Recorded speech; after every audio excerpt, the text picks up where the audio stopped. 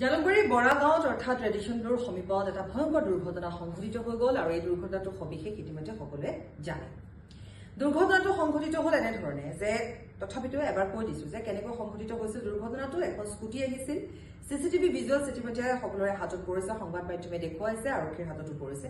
পৰিষ্কাৰ সমগ্ৰ দৃশ্য, কেনেকৈ স্কুল বাছখন আহিছিল, কেনেকৈ এটা টাৰ্ণ লৈছিলে সেই স্কুটিখনে, য'ত তিনিটিকৈ কণমানি শিশুক লৈ তেওঁলোকৰ খুৰা প্ৰফুল্ল দাসে স্কুটিখন চলাই গৈছিলে। আৰু প্ৰফুল্ল দাসে স্কুটিখন চলাইলে কোনো ধৰণৰ তেওঁ আচলতে ৰং ছাইডত নাছিলে, তেওঁৰ ধৰণে অন্য বাহনো সেই সময়ছোৱাত সেই পথেৰে তেনেধৰণে চলাই গৈছিলে। কিমান ভয়ংকৰ ৰূপত সেই স্কুলৰ বাছখন আহিছিল সেই চিচিটিভি দেখাৰ লগে লগে সকলোখিনি বুজিব পৰা যায় আৰু সকলোৱে জনা মানুহে জানে।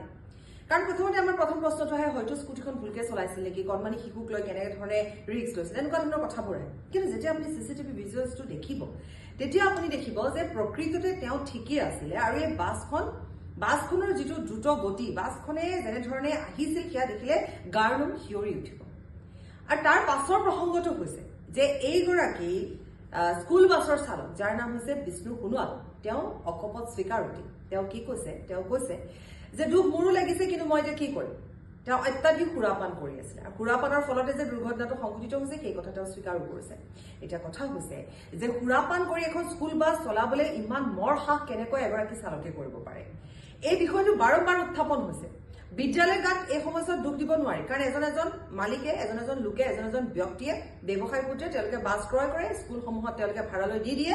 কিন্তু তেওঁলোকৰ দায়িত্ব আছে ইয়াত যে তেওঁলোকে সেই চালকসমূহৰ কেনেধৰণে তেওঁলোকে চালকসমূহক পৰিচালনা কৰিব, কেনেধৰণে হেণ্ডিমেনসকলক পৰিচালনা কৰিব। স্কুল এখনৰ এটা সময় থাকে, সেই সময়মতে স্কুল বাছখন তাত গৈ পাবগৈ লাগিব, স্কুলত গৈ পাবগৈ লাগিব, হয় ঠিকেই। তেতিয়াহ'লে ইমান অত্যাধিক শিশু তেওঁলোকে নললেও স্কুল বাছখনত হৈ যায়, সময়মতে পাবলৈ তেওঁলোকে উৰি যাবলৈ দৰকাৰ নাই।